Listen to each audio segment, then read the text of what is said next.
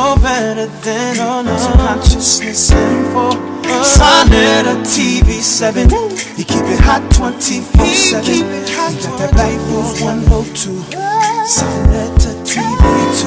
Yeah. You are now inside Sonnet Studios, the House of Consciousness production, Black News presentation. Yeah. Absolutely. All the way. Watch how I get him, huh? Watch how I get him. And I want to see the look on his face. Go ahead. Man, you go back to the streets. Absolutely. Before this consciousness thing. Absolutely. So, yeah, I mean, we were doing what we were doing. Yeah. So, it's not about what I got to say to the people. Right. It's what I got to say to my brother. Right. My brother who, me and his brother never been in no altercation. And the brother may be reacting. The brother may be reacting to something that he see me doing out of character. Hold on. You gotta stop for a second, bro. Because this is where I'm gonna get him. I got a question for you. At any one point, did I say red pill? Brother, yes or no? Yes or no? It's a yes or no question. You said my name, but before I said your name? You were reading the thing. That was something else. Hold on. That was something. Okay, stop. So no. You ain't got them kind of rights, bruh. You can't say, I know you talking about. If I didn't say your name, you can't come to see me about nothing. The only thing, stop. The only thing, hold on, stop. Excuse me, bro. But I was in front of that. He ain't called you. Thank you. Had I said red pill, blah, blah, blah, blah, blah, you got all the rights to come and see me. That's why I came. I came to holler at you. Okay, you came to holler at me. That's why he was like, yo, do you want to do it here? I'm like, yo, I just came to holler at you. Oh, okay, but hold on. What I'm going to do as a man is I'm going to come and see you. Right. Like I will come and see you. With that question, okay, hold on. You said I mentioned your name. Let me clarify that. You said I mentioned your name. Let me clarify that. I was looking at the chat board. Somebody said Shakka Ahmose versus Red Pill. And I said, nah, you don't want to see that. Let that shit ride. That's it. What I never want to do, because the way that I take verses is not the way that somebody out there takes verses. Right. So being that me and you is good from the gate. From the gate. I would not want that to be a part of my legacy. Because my verses is not the same as how somebody might take verse. I take that seriously. No, we all take it seriously. I know we do. I know we do. Take anything more or less serious than one than the other. No, I'm not. I can't speak for you in general, but I know that some people out here that are doing what they do, they're not taking a lot of shit serious. And that's just from my personal life, and that's why I qualified that. So at the end of the day, me and you, we here to teach the people. Absolutely. We are here working for the people and doing monumental things. So that's all I want to clear. I gotta ask you a question since I got you here. Yeah. Hey, yo, Sonetta, you gonna like this? Turn around. And this is on behalf of my brother Reggie. Yo, this is on behalf of my brother Reggie. Yes. What's up with this whack Morris shit, man? You need to you got to clarify that. You have to clarify that because it's so much Moorish stuff or Moorish shit, like you say. That is a broad statement, so you have to clarify what you mean. I love giving Red Pill a hard time.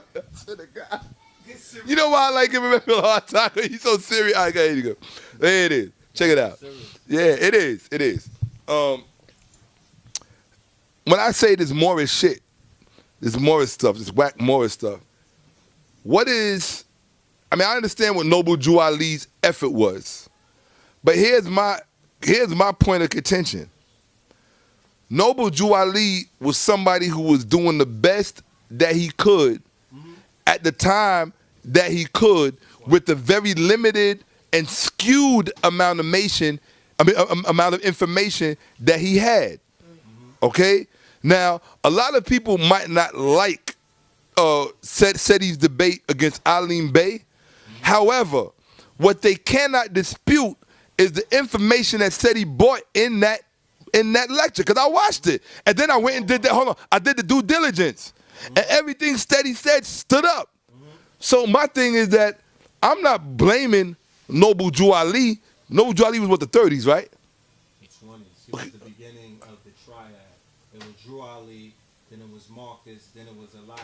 Oh, Drew Ali was before Marcus. They came out. He is the about the same of that. Around the same time. Okay. But yeah.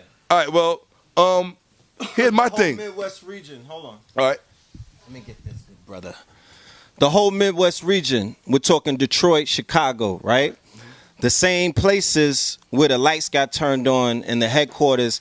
Now, when I say these organizations, let's put it in a time space, a time zone, because sometimes we put modern day connotations on what the people did back in the days. Okay.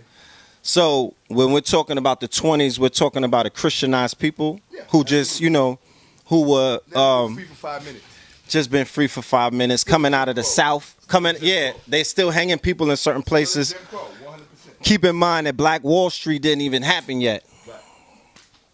So these brothers are in Detroit, the brothers in Chicago, the brothers along the West Coast. Now keep in mind the history that the Moors get into about the Aboriginal or the indigenous bloodlines of the Americas, where the tribes were in those areas, such as Detroit, such as Ohio, such as Oklahoma, the Allegheny Mountains, going along the Rocky Mountains, and all of these places.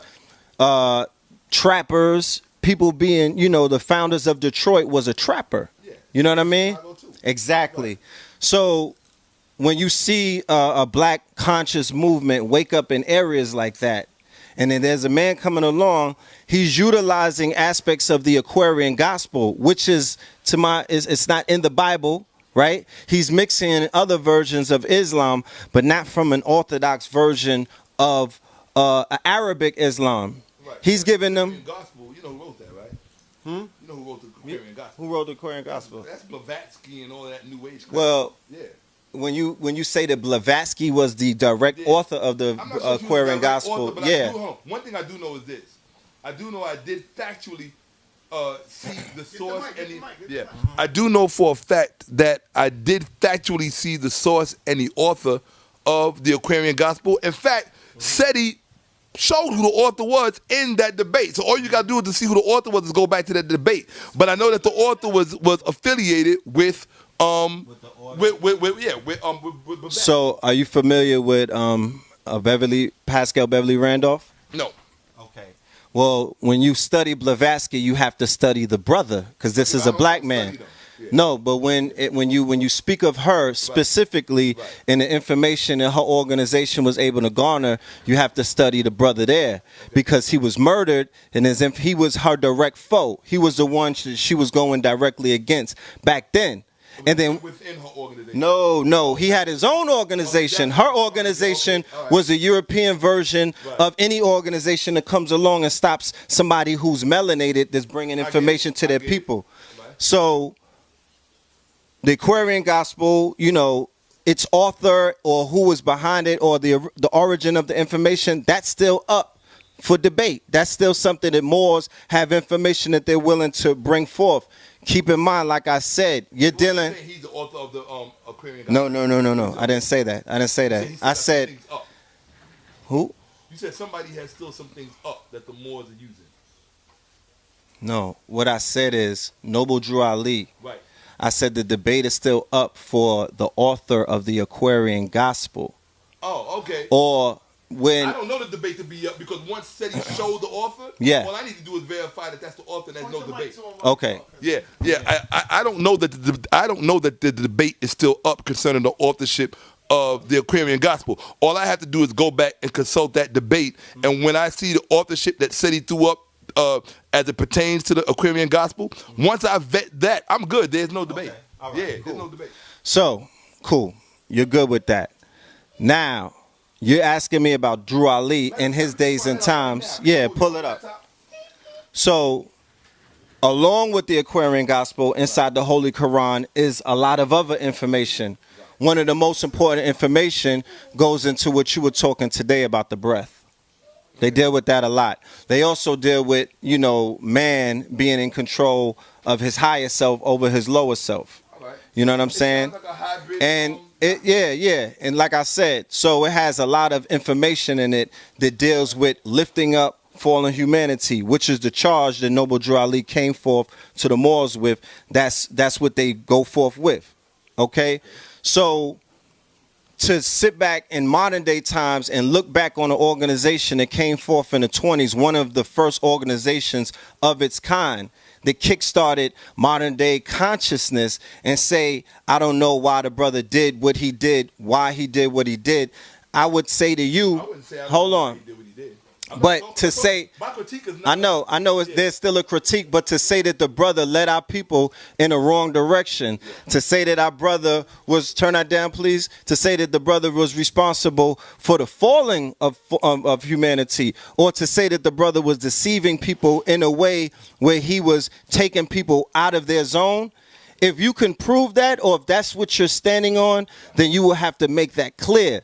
Because at the end of the day, when I speak about what he did, his contribution to both that area, Detroit, where many great black men and women raised up from, many great organizations, even to this day, our brother Sarah Sutin said he New Era Detroit, all of those brothers that are raising up the flags of black militancy in Detroit, in areas like Chicago, the influence from El Rukin, Jeff Fort, Chief Malik, even down to Larry Hoover. Larry Hoover and the folks in all of the street organizations to this day still give it up to what those brothers were out there doing in their demonstrations.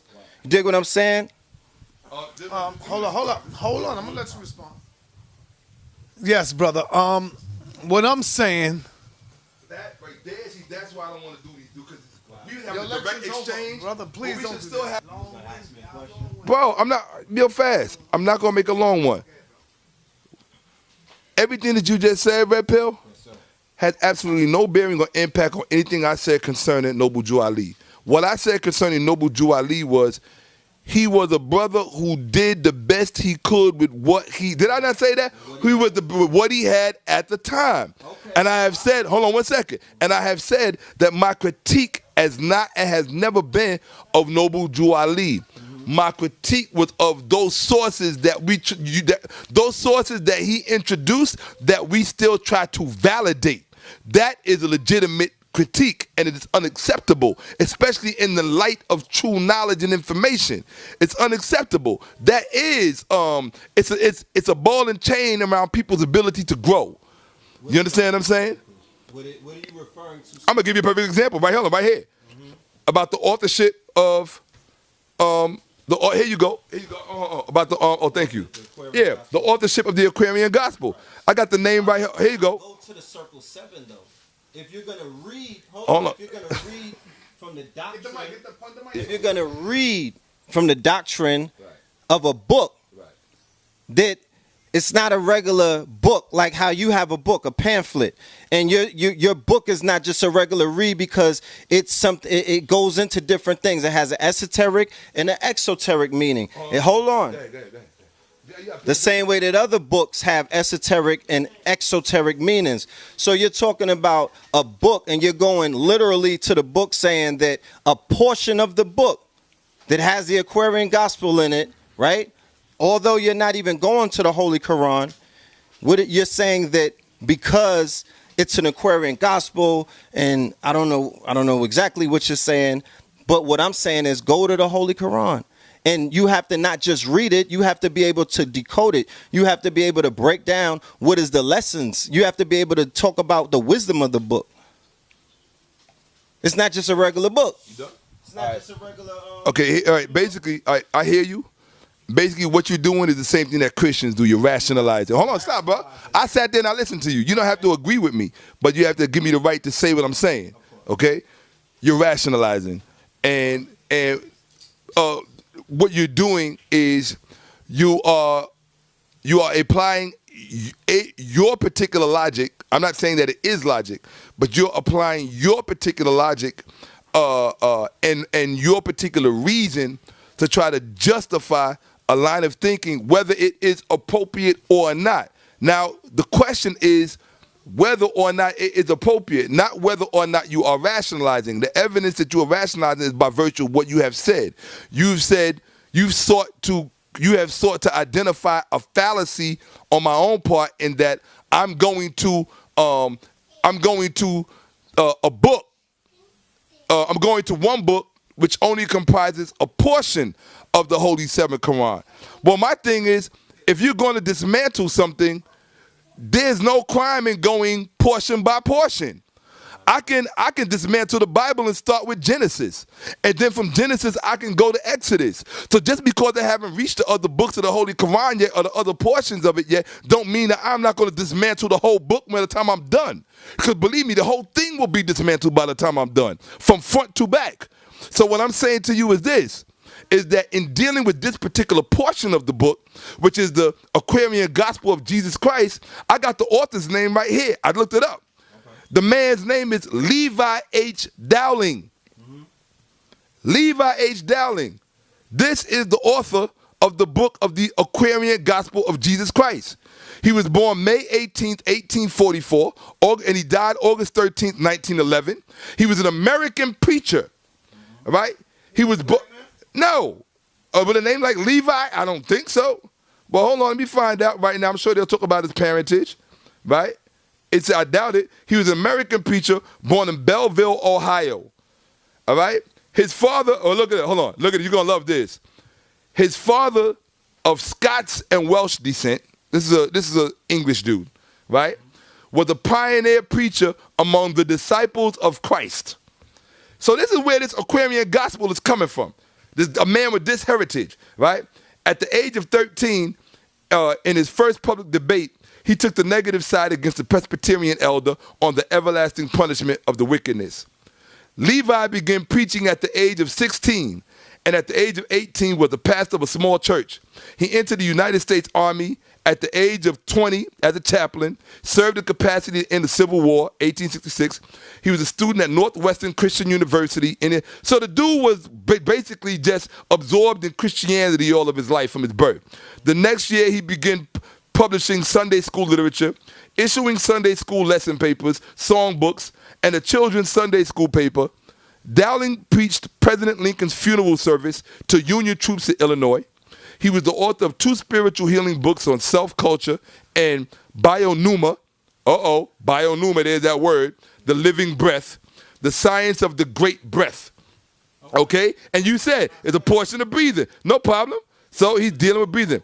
Okay, cool. So the publisher's introduction to bionuma said that Levi taught chemistry, toxicology, physiology, histology, I studied those, and lectured to get my certification in anatomy and physiology, and lectured on the use of electricity in medicine. All right? So it seems like he was a very religious person who had some intellectual pursuits. I got no problem with that. Even as a child, he was impressed with the sensitiveness of the finer ethers and believed that in some manner they were sensitized plates on which sounds, even thoughts, were recorded. He studied etheric vibration, determined to solve the great mysteries of the heavens for himself. 40 years he spent in study and silent meditation, and allegedly, eventually, he found himself in that stage of spiritual consciousness that permitted him to enter the domain of these superfine ethers and become familiar with their mysteries. All right, this dude was like... During the meditation, it was claimed that he was able to repeat events as many times as necessary in order to produce a perfect transcript. He spent many months transcribing the events he supposedly witnessed in the Book of God's Remembrance, also known as the Akashic Records. Oh my God. This is the same man responsible for the Akashic Records. All right. This is some real spooky mumbo bumbo bullshit. All right. Yes. It says right here. The Book of Remembrance. It says right here. Also known as the Akashic. They're not talking about the actual Akashic record. No, hold on 1 second. Let me make sure of that. Yeah. It says also, I can read, it says also known as the Akashic Records. The Theosophy and Anthropology, the Akashic Records, a term coined in the late 19th century from Akasha Akasi, the Sanskrit word for sky, space, a compendium of thoughts of emotion by Theos. Hold on 1 second. Let's see who created it. And emotions, I know how you metaphysicists are. Y'all think all this stuff just fell out of the sky. Events, emotions believed by Theosophists to be encoded in a non-physical plane of existence. So there's a bunch of bullshit, astral plane, and anecdotal accounts, but no scientific evidence for existence of the Akasha. But there are anecdotal accounts, but no scientific evidence for existence of the Akashic Records. All right, I see Rudolf Steiner's name. Hold on, Theosophical Society. All right, hold on, I want to see. I don't know. I'm going to find out. According to McCusick, the term Akashic Record was created by Rudolf Steiner. Steiner referred to the concept in the context Atlantis Lemuria. Oh my God. So that is Aquarian Gospel. Hold on. Levi H. Dowling's Gospel, Aquarian Gospel of Jesus the Christ, offers a version of the youth Jesus Christ ostensibly based upon Akashic record material. So apparently, Levi Dowling, some of his work relies on Rudolf Steiner's work. Okay? According to Masuski, the term Akashic created by Rudolf Steiner.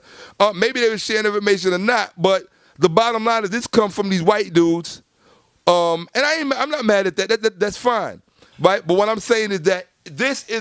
Hold on one second. What I'm saying is that it is the research and concepts of these white boys right here, Dowling and Steiner, which resulted in two things. One, what we know as the Akashic records, and then two, the Aquarian Gospel of Jesus Christ. And these two combined make up the source material for a portion of the Circle 7, or whatever you call it, Holy Quran. Cause my thinking has to be flawless when I'm thinking something. Impeccably flawless. And if I drop the ball anywhere, please point it out. You said that your thinking has to be flawless. Flawless. In Yeah, what my sense? line of reasoning has to be flawless. The line of reasoning is just a question that you ask. That's If the question that I asked. your line of reasoning is hypothesis. your hypothesis Yeah. would be that what you just mentioned, that the authors of a portion of the Aquarian, or the author of a portion of the Aquarian Gospel, Right. is that no, guy. No. But he wasn't the. Hold on 1 second. Dowling was not an author of a portion of the Aquarian Gospel. He was the author of the entire. He was the author of the entire Aquarian Gospel. But he relied on some of Rudolf Steiner's work in order to relate to this, to his version of the Akashic records. Because And like I said, that I'm sure that they shared information. There's no crime in that. As you stated earlier, you said that you studied the same things that he studied, right? When you were reading some of the different studies that this guy did, right? Dowling, things like histology, the study of tissue, the study of cells, and things of that nature. So, Who were the authors of those books? Who were the authors of those books, Shaka? You remember the authors by name? Oh no, I wouldn't remember my name. I'm studying in school, so I wouldn't remember my name. But you said that you're sharp. You said that you are sharp with your thinking. So I need to know. I know, but give me some authors. In your argument, you're sharp. So give me some of the authors of the multitude of books that you read that share the same category that this guy studied in. Give me the name of the authors. Okay, I'd have to go back to it. Okay, 1 second. I'll have to go back to Anatomy and Physiology 101. Give me a second. You want an author? Okay. All right. I didn't know if you had them in your head. No, I don't. I wouldn't have in my head because I don't have a need to. I know, but I don't have any need to because I haven't studied anatomy and physiology in about 25, 30 years. Yeah. Oh, okay. You understand what I'm saying? So there's no need for me to remember the name of those authors. It's not something I'm excited about. Were any of these authors European? I'm sure. No, hold on. If the argument, hold on. So, I'm just asking a question. it's all argument, and I don't mean argument in an argumentative sense. If the line of reason that you're pursuing is if I study from white authors, if I get information from white authors, that's of course it's a yes. I did a whole thing called what did I call it? White writers, black minds, or something like that. And I said you have to read white authors. I don't have any problem with white authorship. I have no problem with that. So that's a mistake. I blew up on you and you tore my ass up. I'm sorry. What? I said that's when I blew up on you and you tore my ass up. Oh. So. Yeah, so I don't have a problem with white authorship. Okay. And so the problem that I have is that if I'm going to make a critique, and who's to say there's a problem, but if I'm going to make a critique, particularly, let's just use this portion of the Holy Seven Circle Quran, which is the Aquarian Gospel of Jesus Christ, right? My whole thing is this. Just because the author has studied some science doesn't mean that I'm going to give credence to his historical perspective on. He's talking about the life that Jesus Christ lived when he was in India and things that, because I know what some of the Aquarian Gospel is about. So the point that I'm making is that this guy is so historically deluded that there might be some benefit. See, that's a danger of a lot of this metaphysical stuff. the danger of a lot of this metaphysical stuff, which I'm sure the Holy Seven Circle Quran has a lot of, is that number one. Did you read it yet? Well, no, I haven't. I'm making a presumption, and it's not illegal to make a presumption. Right. So, no, I haven't read it. No, I have not read it. So we're speaking about something that we have not read yet. Yes. Okay. Yes. Just want to put that on Absolutely. Absolutely. It's on record. I'm speaking about a book that I have not read. But what I can say is this. I can comment to what I do know about it. What I do know about it is that it features works like the Aquarian gospel of Jesus Christ. That for me alone is enough to know.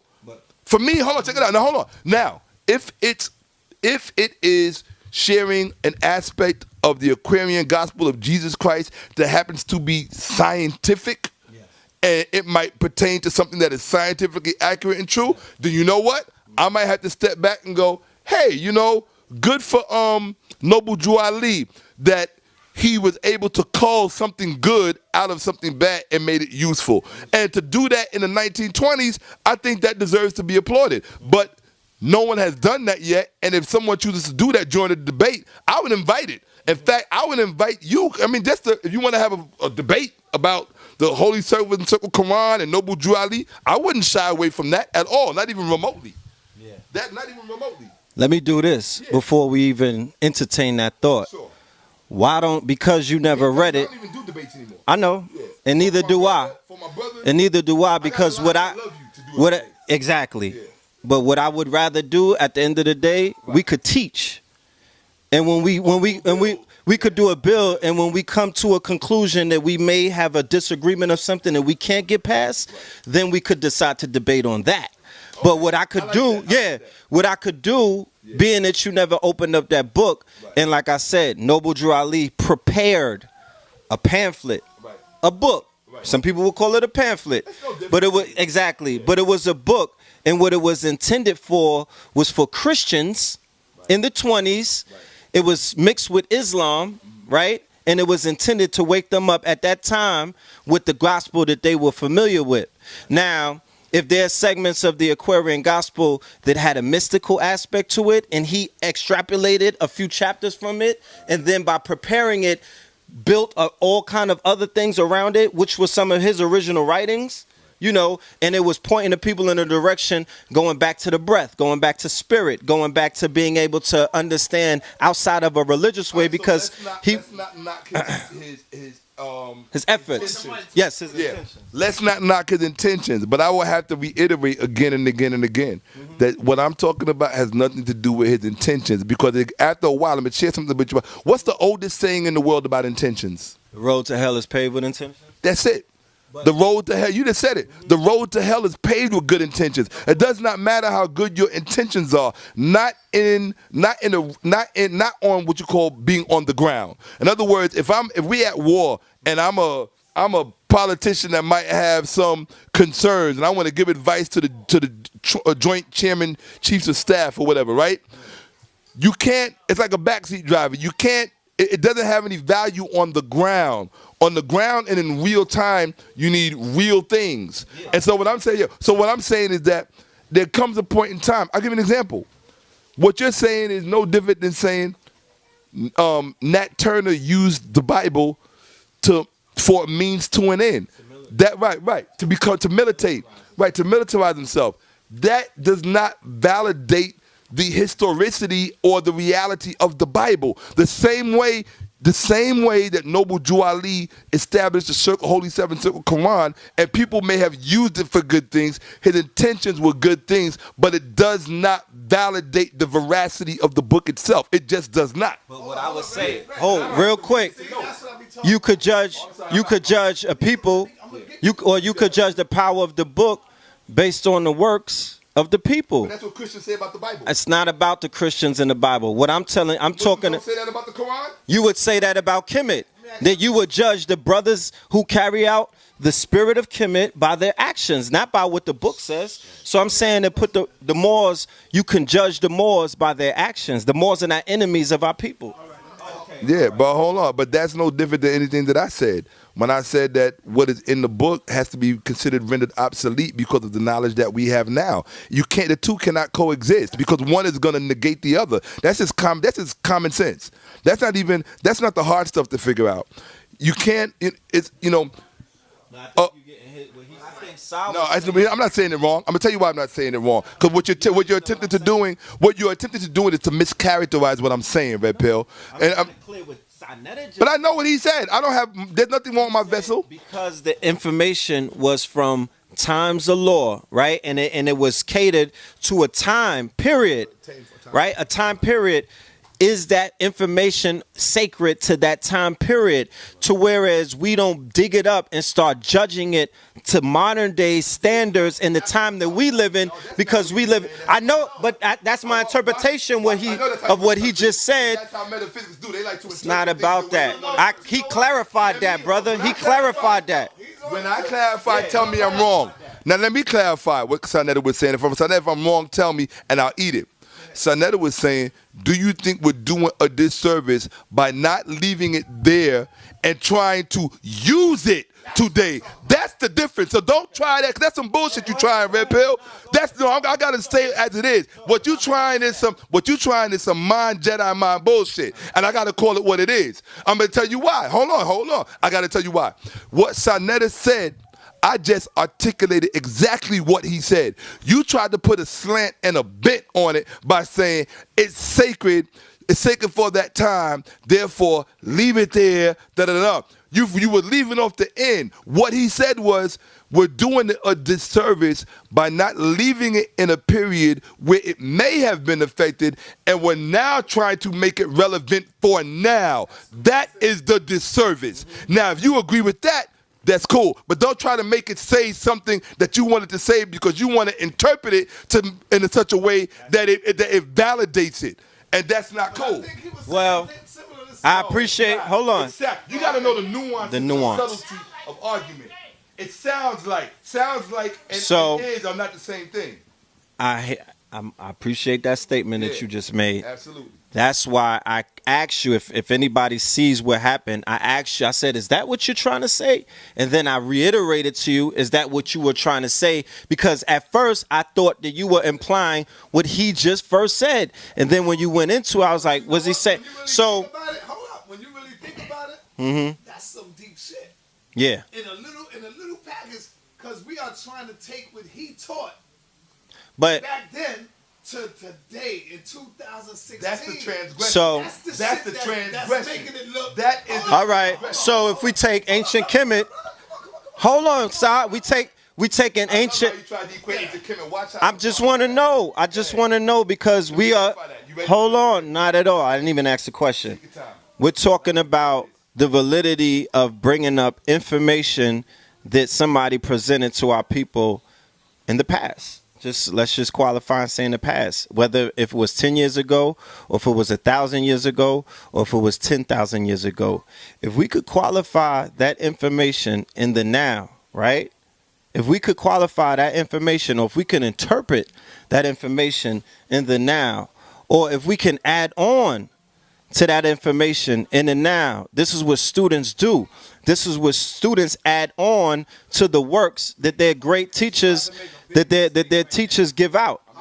So I'm just saying, the same way that people stand on Garvey's shoulders and they bring up the philosophy and opinions of Marcus Garvey, the same way that Nation of Brothers in the Nation Today and the FOI and all other people who are adherents of Islam in America, they bring up Clarence 13S, the Nation of Gods and Earth, they bring up information that the Father taught them. And they add on because information is applicable in all times. The truth has no time limit to it. So if Noble Drew Ali was coming forth with certain truths, and if he was also coming through with certain prophecies that he was telling his people that they were going to see hundreds of years down the line, and it's coming true. Hold on. I want to know, right? So does that not qualify studying anybody else?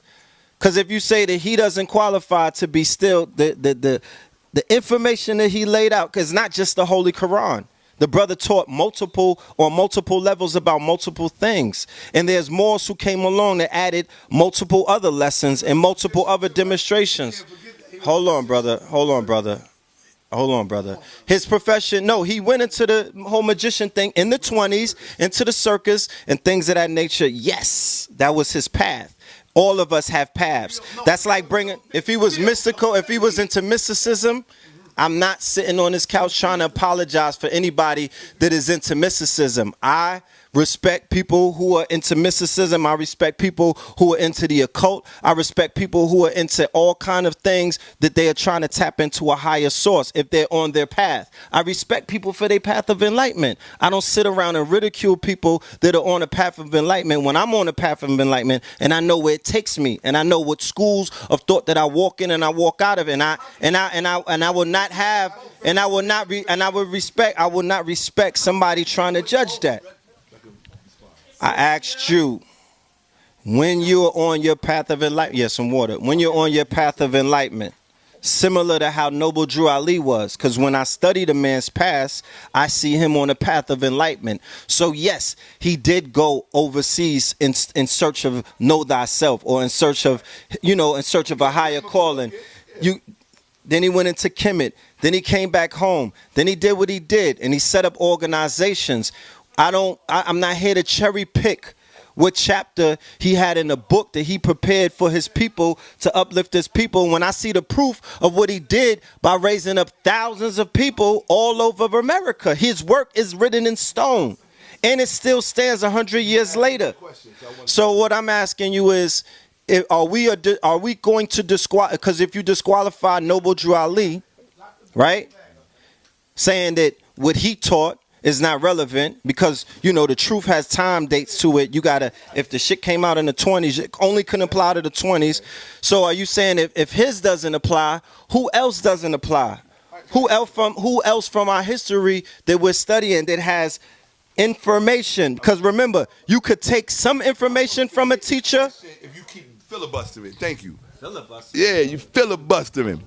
I'm not gonna disrespect you like that. Don't do that. That's, bro. Somebody telling you that you're filibustering is not disrespecting you. Because I'm building with you, brother. That's fine. That's fine. But if you making it difficult for me to answer the questions by filibustering, that's not big. Do you know what filibuster? So you can understand the question. But you know that's something? All I'm doing. People who explain themselves, I can filibuster. But hold on, stop. I can filibuster. If I start filibuster and you say Shakka, Sanetta, how many times have we been up in here and somebody said Shakka, you filibustering now, right? It's not a form of disrespect in discourse. I don't know who you have discourse with, but for you to perceive that as a form of disrespect, but you might want to spread your discourse, right? Right. So what I'm saying to you is this: by your logic, going to invalidate the teachings of Noble Drew Ali because the proof of what he did in upraising his people by virtue of what he presented is etched in stone. Those are your words. I'm not misconstruing them or turning them around. I'm saying that the problem with that kind of logic, and black people are going to have to discard that kind of logic, is that what it does is it validates instruments that are not worthy of validation. The credit should go to Noble Drew Ali, the man, not to the teachings. Why? Because if we do that, that means that we also have to validate the Bible now, because black people did great things with the Bible. That does not make the Bible true, valid, or something that we should uphold. Black people did great things with the whole with the Quran, the standardized Quran. They did great things with that. That does not make it historically valid or give it historical veracity. And the other thing that I need to address is when you said, because truth all of a sudden has an expiration date. Well, that's kind of, that's making a presupposition. And the presupposition is that there is truth in the Holy Seven Quran. And from my perspective, if you got anything in there from the Aquarian gospel of Jesus Christ, I'm going to have to reject your deposit on that. Now, I will plan on getting my hands on the Holy Seven Circle Quran so that the very next time we have it, in fact, I'm going to guarantee, what I'm going to do hold on one second, my brother. what I'm going to do for you, Sanetta, is I'm going to do a presentation on the Holy Seven Circle Quran. And we are going to determine whether or not if Noble Drew Ali gave black people the truth. Right. Now, because you keep using the word truth. Hold on, I didn't stop you. All right, now. And then I'm also going to get my hands on some Dr. York books because you got Nuwapians out there who want to stand on Dr. York and say that he gave truth. All right? I'm tired of all of these people wanting to co-opt truth and then trying to compare their nonsense, which is what it is. They want to compare their nonsense to ancient Kemet and try to say, oh, it's the same thing. It is not the same thing. If you read Sheikh Anta Diop, An African Origin of Civilization, which I wish you had right here, right now, right? Do you have African Origin of Civilization? Mm-hmm. Myth or Reality? It's a brown book by Mercer Cook, Shakka Ahmose Red. No, that's Civilization of Barbarism. Yeah. The African Origin of Civilization, Myth or Reality by Sheikh Anta Diop, right? I don't go through it because this is hard. No, I need that. You gotta read that. If you ain't read that, you still in kindergarten. You gotta read that from front to back. You ain't read that from front to back. Don't step in the ring. I don't care who you are, Jack. That's something that, and a matter of fact, hey, yo, Sanetta, the guy that translated it, Yalan Gamey, used to chill in my home, man. We used to kick it back and forth. He was very close to my mother. He was a member of ASCAP. Right. So, all right. So the point I'm making, if you had the other one says, I'm gonna give you the mic. The other one, the African Origin of Civilization, Myth or Reality, said, African history, it says on the cover, it says the restorers of African history, talking about African writers, or the restoration of African history cannot be complete until African historians dare to connect it with the history of Egypt. He did not say that our history cannot be complete unless we dare to connect it with the history of Noble Drew Ali and his Holy Seven Circle Quran. Now, what I'm saying is that now if we didn't include Noble Drew Ali, our history would not be complete. But we can include our brother in our history while at the same time being brutally honest about his work. And once I get my hands on the Circle 7 Quran, you better believe under everything under Ray, everything under God Ray, I'm going to be brutally honest about his work. But when I say honest, that doesn't mean biased. It doesn't mean coming to attack him. It means I'm going to read what he wrote. If what he wrote stands on its, yeah, what? You got it on there, right? Yeah. You can Google it. Okay. Okay, cool. If that's gonna be my homework tonight. If what he wrote stands on its own merit, I might find a new hero. I'm not so. He's my brother at the end of the day. Noble Drew Ali. I might find a new hero. But if what he wrote is some fugazi, whatever, I'm going to call it for what it is, and I'm going to show you why in an expert way. You understand? So we can lay it to rest, so that nobody can pick up and cheerlead for something because they've invested their heart and themselves into it. Black people got to be very dangerous. Got to be very careful of defending things that they have invested themselves in that do not stand on their own merit. Because then what you do is you put your own back against a wall and you blame people for attacking that which has you up against the wall. But you squeeze yourself into a corner. Don't squeeze yourself into a corner. When you come at people who are dealing with ancient Kemet and try to equate that with something else, here's the fundamental difference. The fundamental difference is that when we look back at Egypt, we don't look back at Egypt to say that everything that Egypt said and did and believed was correct. We don't, at least I don't do that. Maybe there are people who do that. I don't do that. It's romanticizing. I tell people all the time, when you look back at ancient, hold on. When you look back, the only difference is this, is that when you look back at ancient Egypt, because of what they did, it is very easy to speak truthfully about them and sound as if you are romanticizing them, when in fact you are not. You're just speaking truthful. Now, if that truth happens to be a great truth, if it happens to be a truth greater, than other truths, then just give credit where credit's due. That's all. That's it. I gotta answer. I have to answer. Let him respond. I have to answer. Now listen, when he answers you, Shaka, I get the mic. You got the mic. All right. Brother, I appreciate your passion. I appreciate how you stand up for Kemet, And everything that you said, Africa, not this Kemet. Africa, period. Yeah. But you did not answer what I asked you. Now you want to know what the question is. Come on. Bottom line is this, so we could be clear. No, and this is one thing. I had a few things that I had to tell you. One, before we even got where we are now, I said to you, because you were talking about a book and you're talking about a history and an organization that you said that you're not familiar with because you didn't read the literature, that I was going to come amongst you with brothers who would explain the literature to you. Sit down and we can go through the literature, because it's, I said that earlier. I said that about 30 minutes ago. Honestly, on everything I own, like he said. Well, what I'm going to do, because you want to learn, But that's not necessary. because hold on. Yeah. Because at the end of the day, what you spoke about earlier was about the ability to receive, the respect that, you know, the fact that men teach men, right? That we're here to learn. Because I sat here and learned from you. Yeah. Facts? Right.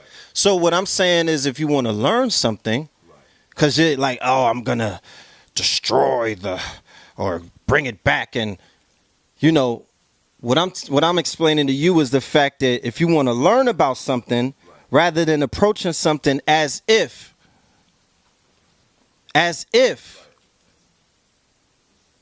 you want to destroy something, something that stands right now, that I personally know people are living their life with this stuff, with this information, with this, whatever structure that was built. This is the structure that they utilize to move through life. It doesn't matter. I'm not talking about them. I'm not talking about nobody else. All I'm saying is this. Yes, but what I'm saying is this, brother. That nobody's saying that Drew Ali was, nobody was saying it, nobody was comparing what Drew Ali put together in the 20s for his people to ancient Kemet. I didn't say that. I said that if his information and the formulas and the prophecies or whatever messages he left his people, they could qualify it 100 years from now, the same way that they could qualify information from 10,000 years ago, the same way that they could qualify information from 1,000 years ago. Who's they? The people who it is intended for, the people who are seeking information. The people who are seeking the information. I'm talking about people in general, because keep in mind, in this age of information, Noble Drew Ali's information is helping people.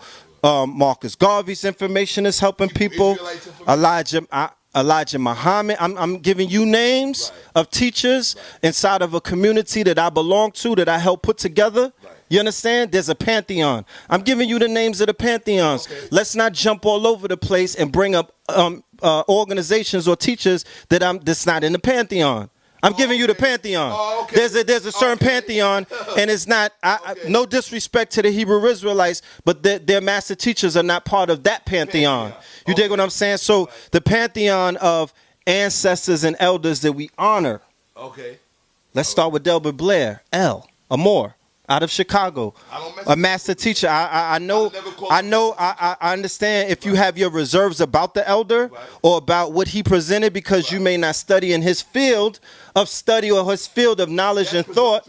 That's presumptuous, because he did talk on Kemet and other things. So he talked on a lot of things, facts.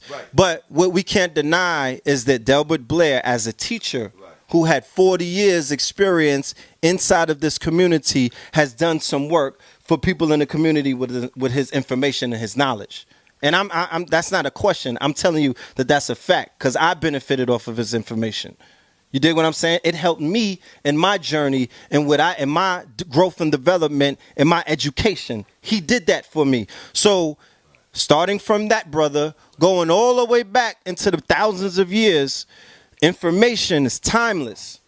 So are we saying that because that brother brought information and he's no longer with us and that he's an ancestor, that his information is not valid, that nobody could use his information, that we supposed to just drop the information? So I'm not comparing, I'm not comparing what any teachers brought forward post the falling of Kemet, because you can't compare modern day teachers to the scholarship that was coming out of the Nile Valley. I'm not going to do that. I'm not a fucking retard. You understand? I understand high civilization versus where civilization is at now. So we don't have to go there. You dig what I'm saying? Because what I hear is that you keep trying to dress me up in all of these clothes that don't belong on me. That's not what I'm here to do. I don't want to address you as you present No, yourself. I'm just saying, yeah, but I only address you as you present yourself. Can I hold a microphone so I can address what you said? Yeah. All right, let me explain something to you about this. About my experience with Double Blair. I started watching Double Blair many years ago. Hold on 1 second, brother, because you brought him up. that's an ancestor. It's an ancestor. All right, absolutely. Bro, Sin, I don't need to be admonished. I don't need to be admonished about being respectful or disrespectful. I'm just speaking my mind and my heart. All right. That's it. All right. Okay? And I know for a fact that 90% of everything I personally ever heard Double Blair said was wrong, incorrect, and was not borne out. That man made more predictions than a little bit. And if you go back to his video, he predicted in 5 years, this is going to happen. In 4 years, this is going to happen. Over and over and over again. And you know what? That's fine. And you know what? Those things never happened. They never came through.